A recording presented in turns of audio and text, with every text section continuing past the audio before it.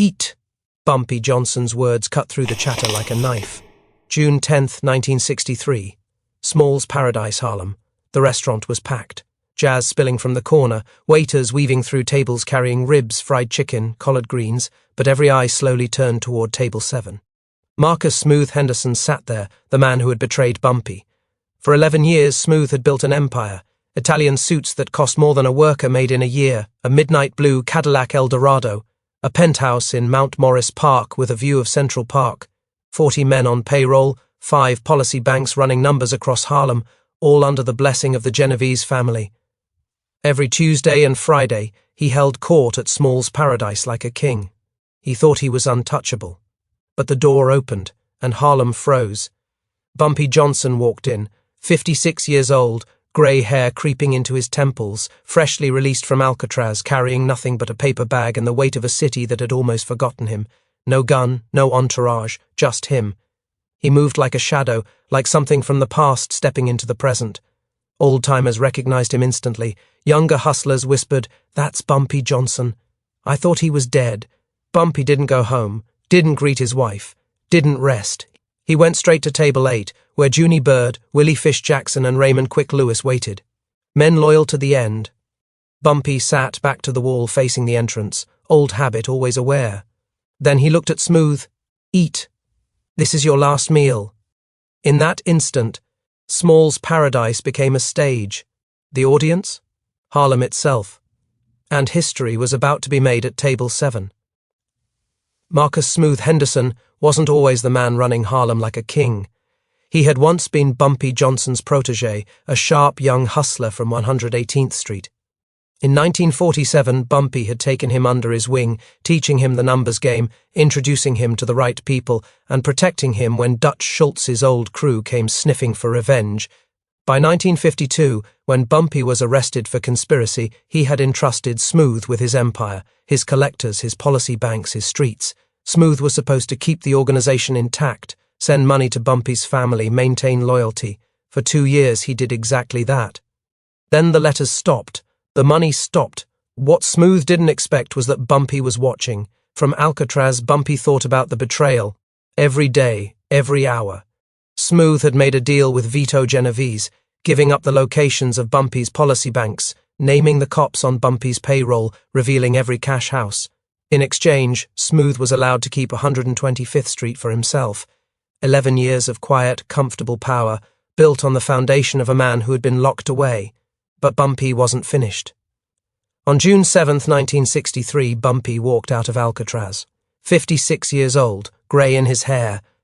But the eyes, the cold, calculating eyes, still carried the calm that had made even the strongest men nervous. 3 days later, he didn't stop at home. He didn't embrace his wife, didn't rest. He went straight to Junie Bird on 145th Street, loyal to Bumpy to the very end. "Give me names," Bumpy demanded, barely sitting down. Junie rattled off 15 men who had profited from Bumpy's absence, carved up his territory, and lived like Bumpy was never coming back. But one name made Bumpy's jaw tighten: Marcus Henderson. Smooth had betrayed him personally. Smooth had thought he could escape Bumpy's wrath, escape justice, escape Harlem itself. He was wrong. Bumpy asked, calm as ever, "Where does he eat?" "Small's Paradise," Junie replied. "Every Friday night, table 7 shows up at 9 like clockwork." Bumpy checked his watch. Friday 6 p.m. he arranged a table right next to Smooth's. Everything had been planned, every detail, every movement, every second. By 8:45 p.m., Harlem's nightlife was alive as usual. Hustlers, musicians and working men spent their paychecks on good food and cold beer. The jazz combo warmed up in the corner, waiters weaved between tables, trays of fried chicken and collard greens swinging in rhythm. But when Bumpy Johnson entered at 8:50 p.m., the room shifted, conversations paused. Eyes followed him like predators tracking prey.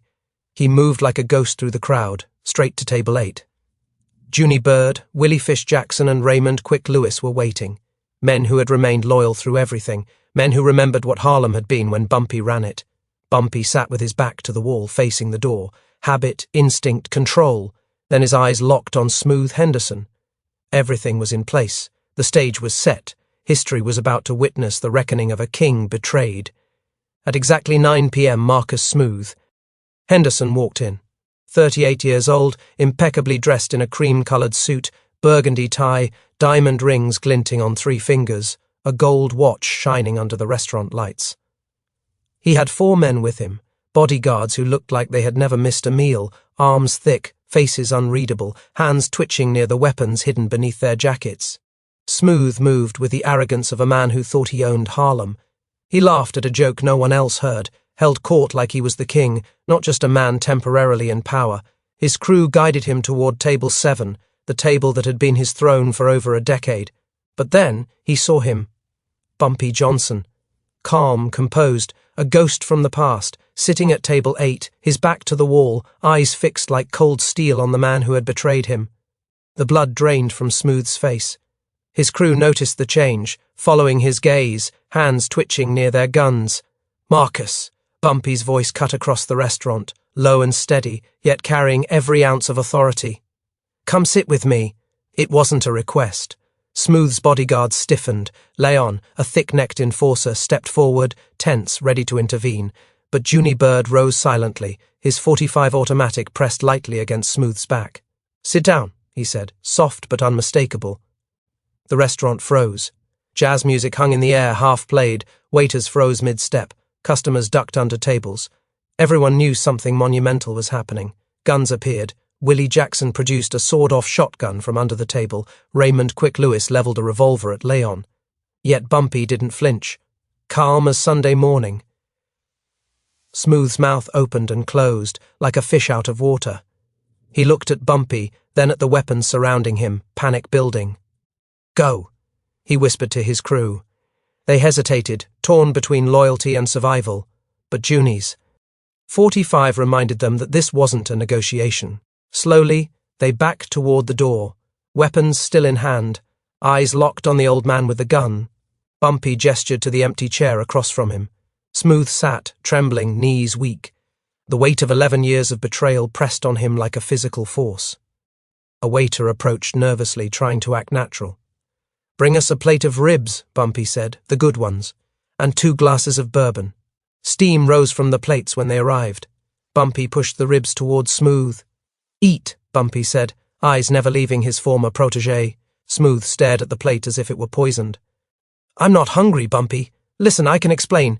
"Eat," Bumpy repeated, cold and unwavering. "This is your last meal."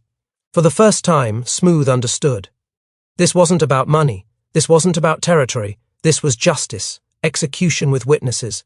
11 years of lies, betrayal, and ambition boiled down to one moment.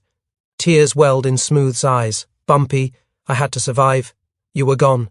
The Italians, they were taking everything. I made a deal to save the organization. I never wanted to." "You made a deal to save yourself," Bumpy interrupted, calm but cutting. "You gave them my policy banks, my collectors, my roots. You told Genovese everything. You kept the money that should have gone to my wife." Bumpy leaned forward, voice quiet but commanding, eyes locked on Smooth. "You thought I was never coming back, thought you got away with it.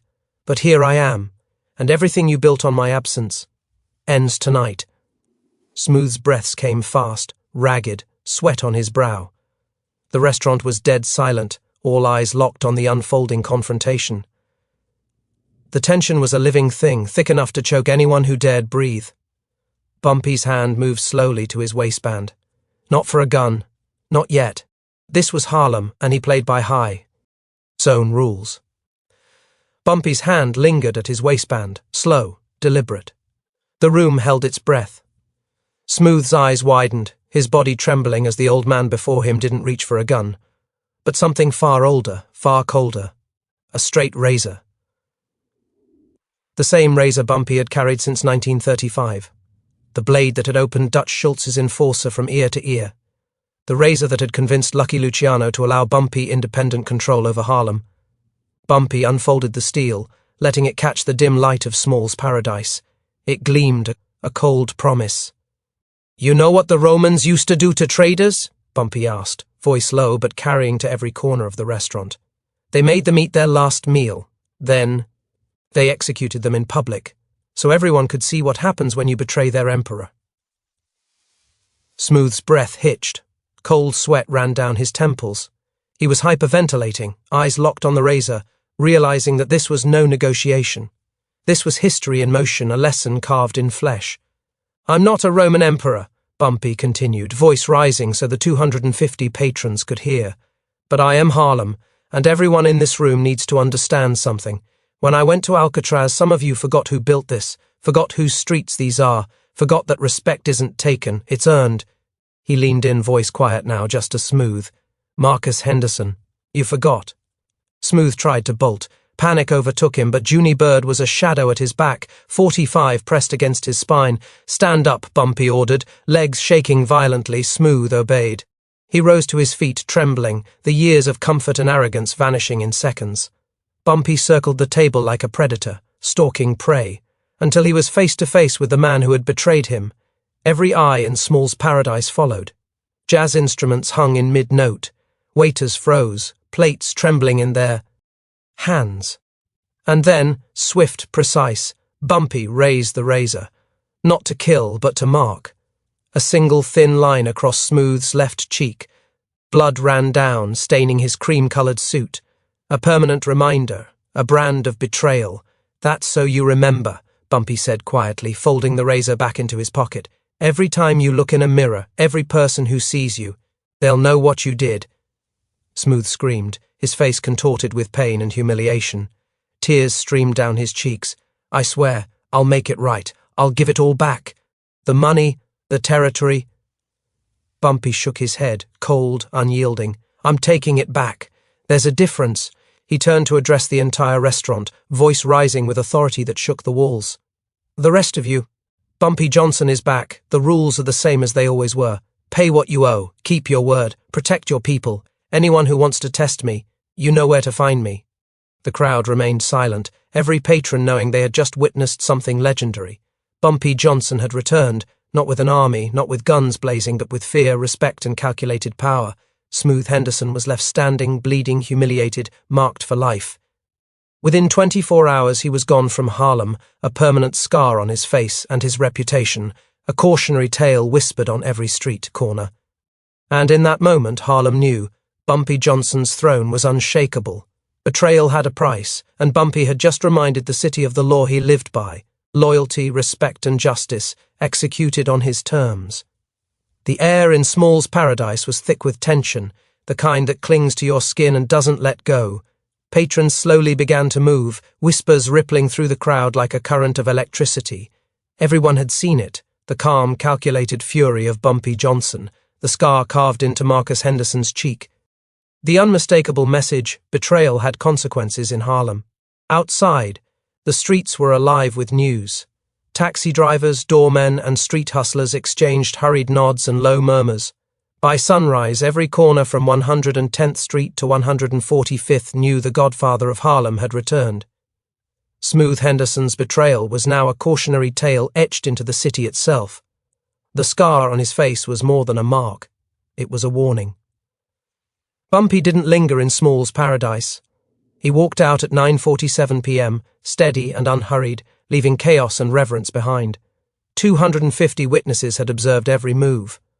Harlem would remember this night for decades. The Godfather wasn't a legend because of stories. He was a living, breathing law of the streets, and everyone who had underestimated him would soon pay attention. By noon the next day, Marcus Henderson was on a bus to Philadelphia, gone forever from the streets he once thought he owned.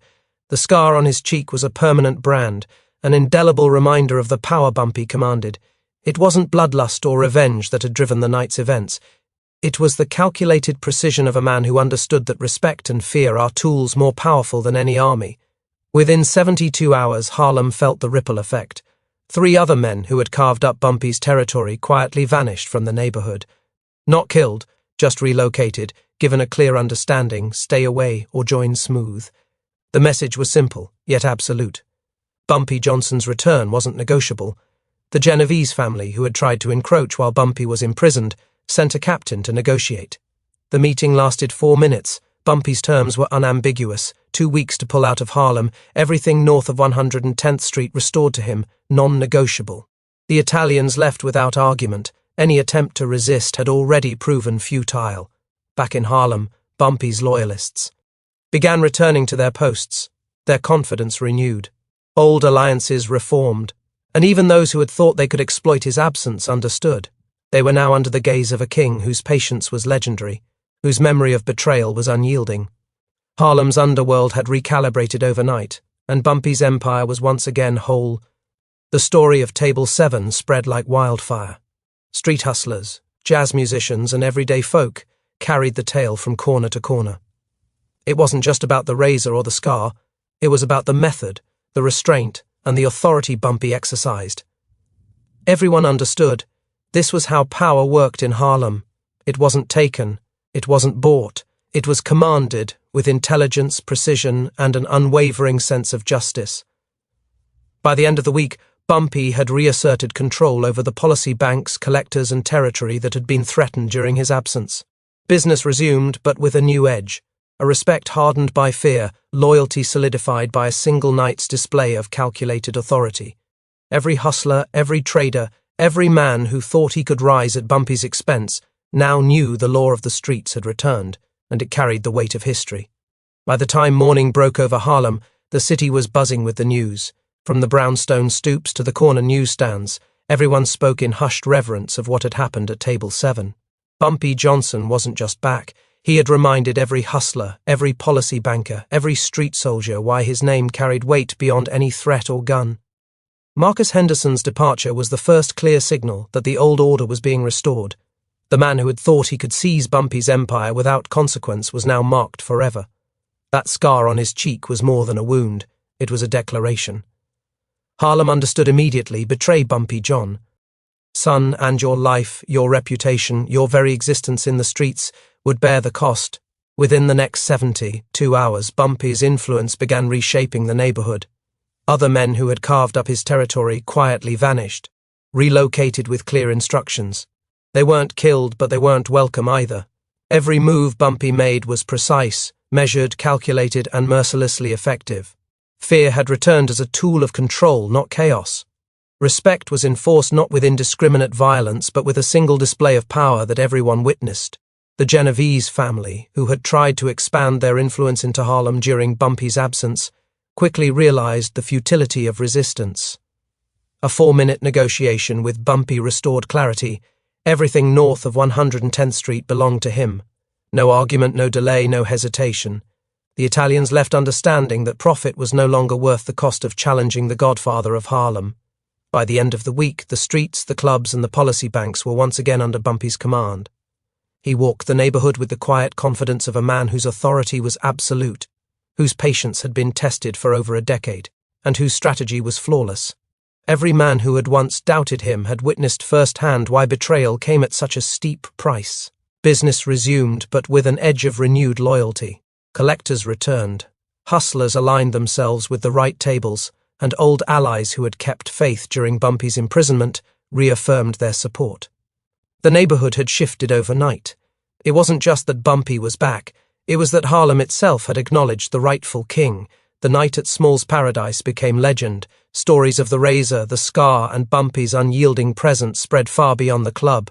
Street corners whispered with the knowledge that a single E-man, without an army, without mass violence, had restored order and commanded respect.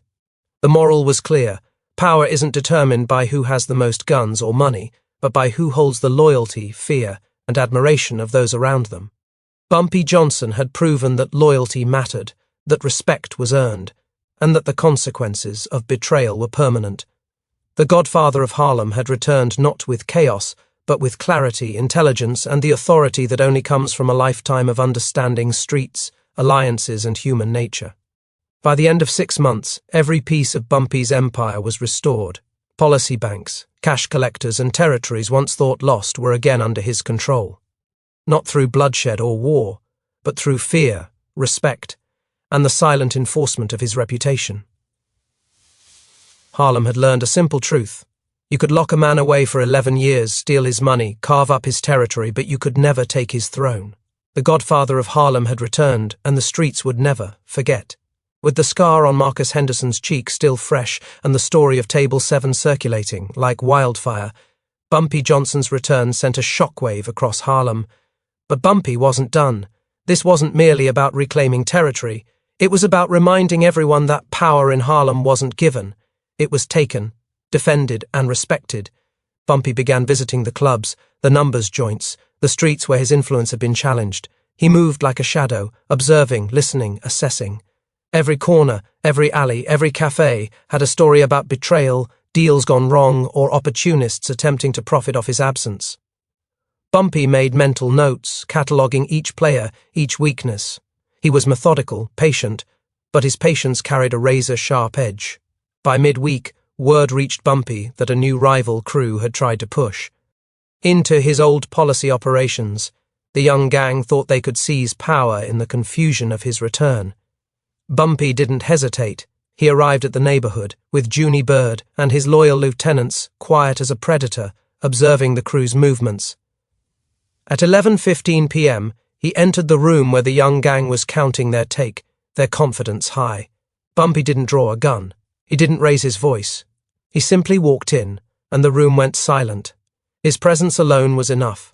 The young men froze, unsure whether to attack, flee, or surrender. Junie Bird, standing beside him, subtly rested a hand on his firearm, just enough to signal that any wrong move would be catastrophic. "Gentlemen," Bumpy began calmly, voice smooth but laced with deadly authority, "you're playing in streets that aren't yours. You may have thought I was gone. You may have thought the old rules didn't apply. You were wrong." He stepped closer, scanning the room. His gaze alone unsettled even the bravest of the gang. "Every corner, every number bank, every street I built belongs to me. You want to make a name? Earn it the right way, or leave." One of the younger men stammered, trying to defend their claim, but Bumpy's expression froze him mid-word.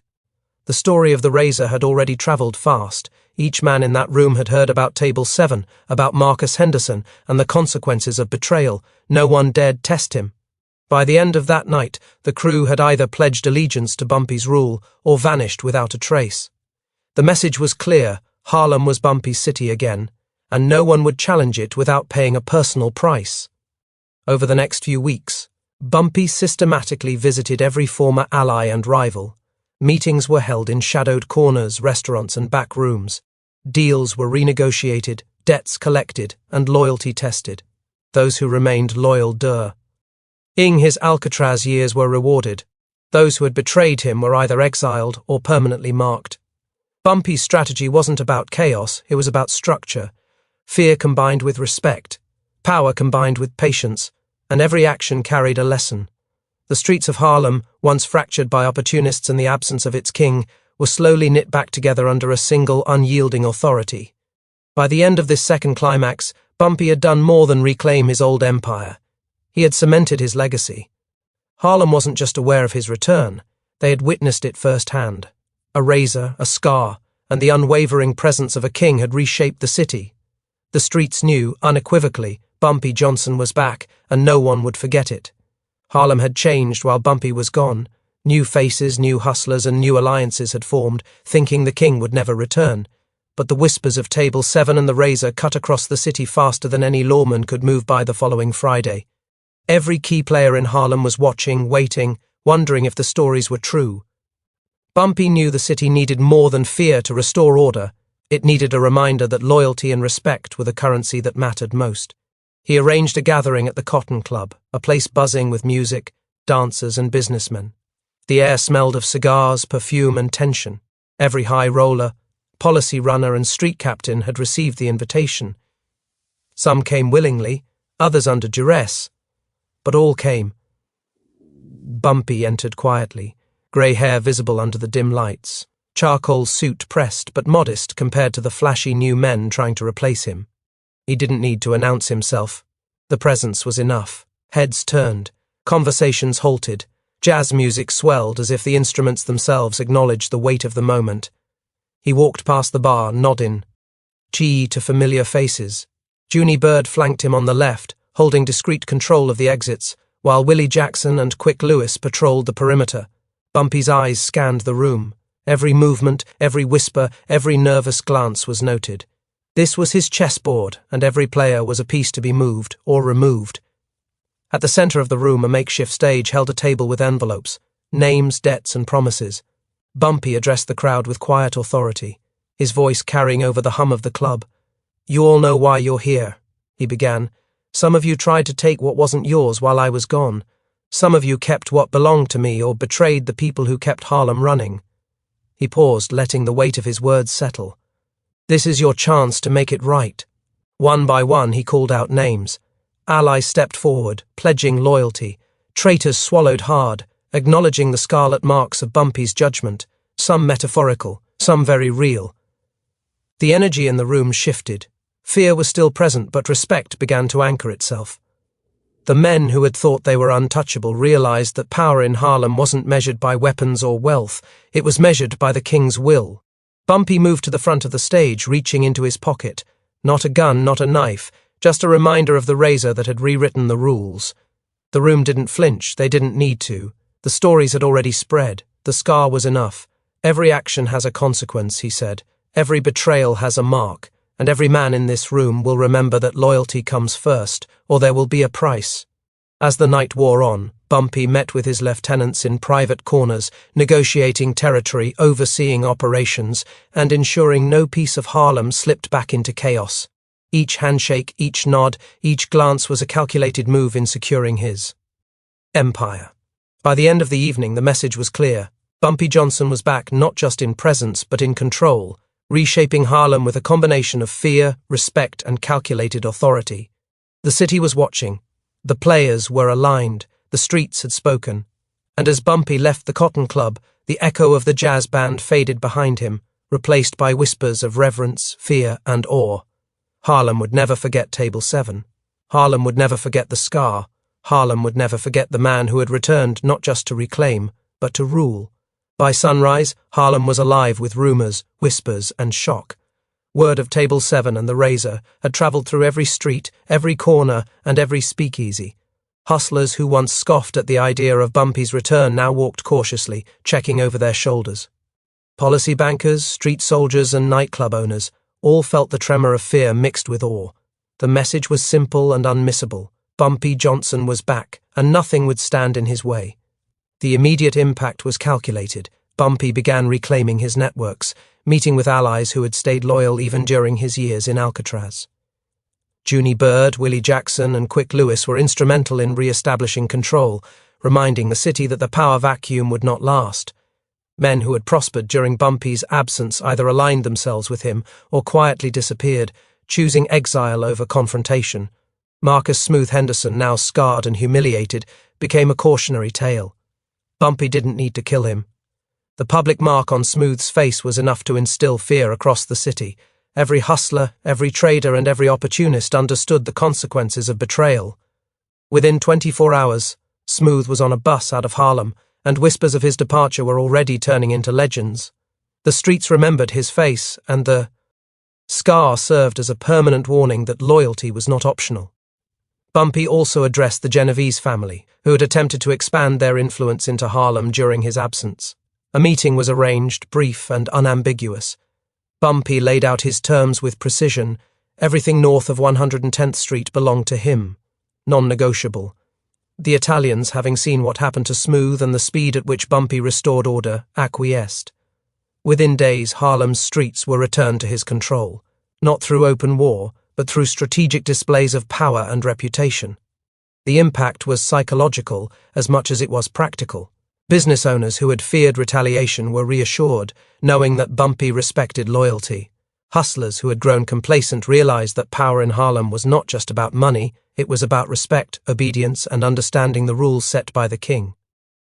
The city adapted quickly, and soon a semblance of order returned, with Bumpy at its helm. In the weeks that followed, Bumpy oversaw the reorganization of his empire. Policy banks were restructured, territories were reassigned, and his men were rewarded for loyalty. Those who had attempted to exploit his absence learned the hard way. Bumpy's memory and strategy were unmatched.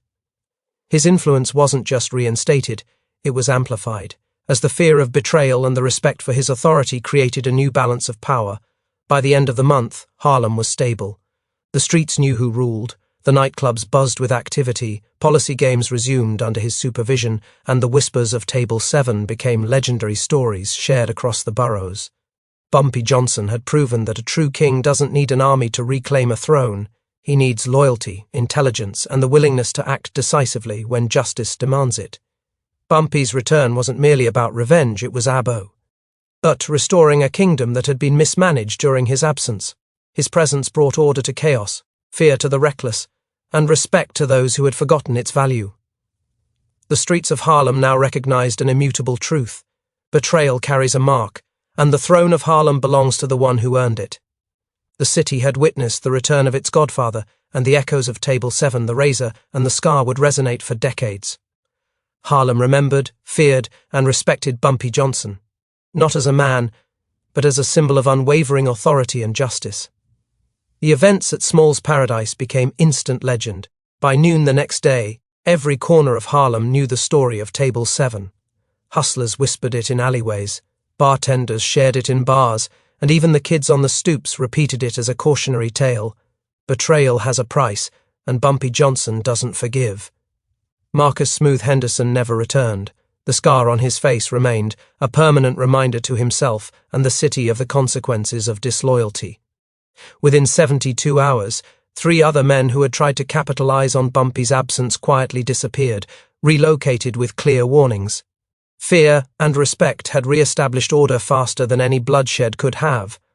The Genovese family, once encroaching on Harlem, quickly withdrew, realizing that clashing with Bumpy would cost far more than it was worth. His terms were simple, and they were obeyed. Harlem's north side was his again, and every hustler, club owner, and street soldier understood the hierarchy. But Bumpy didn't just reclaim territory. He reclaimed the soul of Harlem. His presence reminded everyone that power isn't measured by guns, money, or deals, but by the respect one commands and the loyalty one inspires. Stories of Table 7, the razor, and the scar became part of Harlem's folklore, shared from one generation to the next. In the end, Bumpy Johnson didn't need armies or threats to regain control. He relied on timing, intelligence, and the calculated fear that only a true king can evoke. Harlem had learned its lesson. Kings may be locked away, territories may be stolen, and fortunes may be claimed, but a true king always finds his way back. The city never forgot the night the Godfather returned. Bumpy Johnson's legend wasn't just about power, it was about justice, loyalty, and the unbreakable bond between a king and his streets. Harlem had witnessed history, and the scar at Table 7 ensured that betrayal would never be forgotten.